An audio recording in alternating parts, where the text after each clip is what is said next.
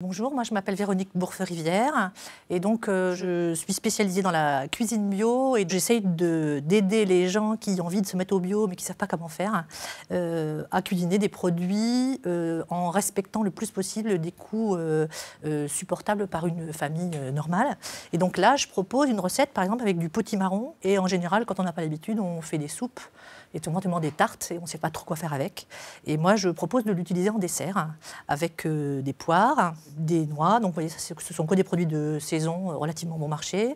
Et puis comme épices, donc il y a un mélange 4 épices, de la cardamome en gousse, du miel et un petit peu de beurre.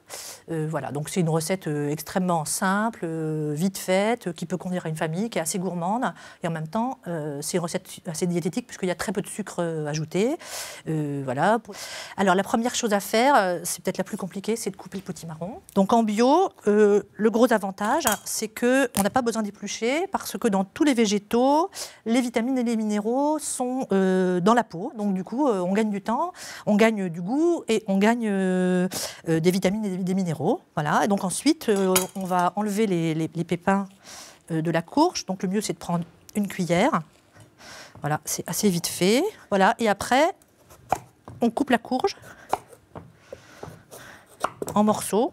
Donc on essaie de faire des morceaux le plus petit possible pour que ça cuise plus facilement parce qu'en fait, on va les cuire avec les poires.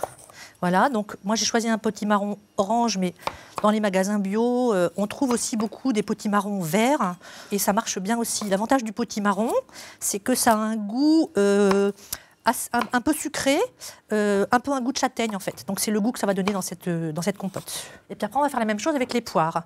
Donc là les poires, on pourrait ne pas les éplucher si on voulait. En revanche moi personnellement je trouve qu'au goût c'est pas très agréable, c'est un peu granuleux. Donc là pour juste une question de plaisir, je vais enlever la peau. Alors les poires, on peut prendre la variété qu'on veut. En bio, il y a plein de variétés de poires différentes. C'est vraiment le légume de saison là, à la rentrée. Et c'est souvent un légume qui est délaissé au profit de la pomme, ce qui est assez dommage. Et donc on va couper les poires en petits morceaux, donc plus ou moins gros. De toute façon, les poires, elles vont se déliter complètement à la cuisson et donc il n'y aura plus de texture. La seule texture qui restera, ce sera celle du potimarron. Voilà, et donc là, le plus gros du travail est fait, puisque maintenant, on va passer à la cuisson. La première chose qu'on va faire, c'est qu'on va faire fondre les épices dans la matière grasse. Voilà, donc moi j'utilise du beurre parce que ça donne un bon goût. Donc en bio, le beurre, il a souvent beaucoup de saveur parce que l'élevage animal fait que les animaux mangent beaucoup d'herbes, essentiellement de l'herbe d'ailleurs. Et par conséquent, ça donne beaucoup de saveur au beurre. On n'est pas obligé d'en mettre beaucoup et il est vraiment riche en vitamines. Voilà, donc moi je vais faire fondre le beurre tout doucement. Et puis dedans, on va mettre les épices. Donc là, j'ai de la cardamome. Et donc c'est important de les mettre dans la matière grasse au début parce que la matière grasse, elle est porteur de toutes les saveurs. Donc ça, c'est un truc à retenir pour n'importe quelle recette. Et donc ça a du sens de prendre ces épices en bio parce que ça a plus de goût et parce qu'il y a moins de chimie. Et puis, on va mettre aussi un mélange 4 épices. Donc, dans le 4 épices, c'est pareil, c'est un mélange qui est utilisé avec des saveurs il y a de la muscade, de la cannelle, de la coriandre et un petit peu de poivre. Donc, c'est assez relevé. C'est beaucoup utilisé en cuisine indienne. Et moi, je trouve que ça donne des saveurs assez sympas. Voilà. Et on laisse fondre. Voilà, donc j'attends que le beurre soit fondu. Voilà. Et là, je vais ajouter le potimarron. Et donc, je touille au fur et à mesure pour que les épices et le beurre enrobent bien les morceaux.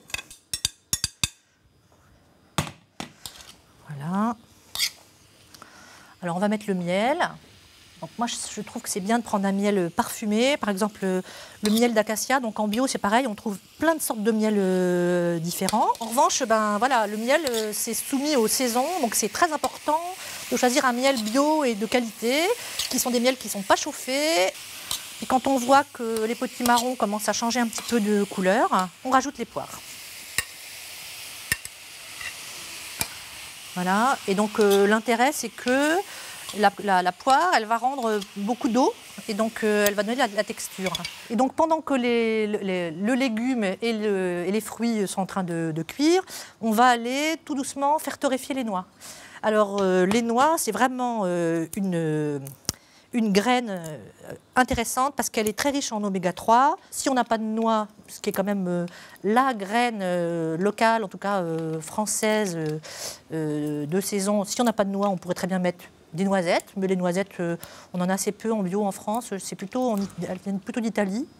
On pourrait mettre des graines de tournesol, on pourrait mettre des amandes. Pareil, c'est plutôt Sicile et Italie, mais pourquoi pas. Voire on peut s'en passer si on n'en a pas. Mais moi, ce que je trouve intéressant, c'est que ça va quand même donner du croquant. Voilà. Et là, je coupe en petits morceaux. Voilà. Et donc là, après, ce qu'il faut, c'est remuer régulièrement en fait, la poêle pour que ce soit pas toujours la même partie de la noix qui soit au contact de la chaleur et que petit à petit, elle change de couleur. Donc voilà, il faut bien surveiller les noix. Il ne faut pas qu'elles... Voilà, à l'odeur, on sent dès que ça commence à sentir le chaud, on arrête parce qu'il ne faut absolument pas qu'elles brûlent. Et puis, voilà, on va écraser la compote. Alors, on pourrait presque la manger sans l'écraser du tout. Et donc, ça ferait une espèce de salade cuite. Moi, je trouve que c'est bien de l'écraser. Et donc, moi, je trouve que l'avantage de cuisiner des produits bio, je vois souvent ça, les gens me font la remarque, c'est qu'au goût, c'est différent. Donc, des fois, des gens me disent « Ah, mais moi, d'habitude, j'aime pas les brocolis, mais là, ils sont bons. » Ben ouais. Et donc, voilà. Donc, après, on va écraser ça. Donc, on va faire ça à la fourchette. Je vais quand même prendre une fourchette à 4 pus. Voilà. Et on y va, on écrase. Voilà. Donc, c'est vrai que le presse-purée irait plus vite. Voilà. Et donc... une fois qu'on a mixé avec son presse-purée la compote, on va dresser ça le plus joliment possible. Donc c'est bien de laisser des morceaux. Et puis on va mettre quelques noix au-dessus. Voilà, tout simplement. Et voilà. Donc c'est une compote de potimarron et de poire aux épices avec des noix, tout en bio.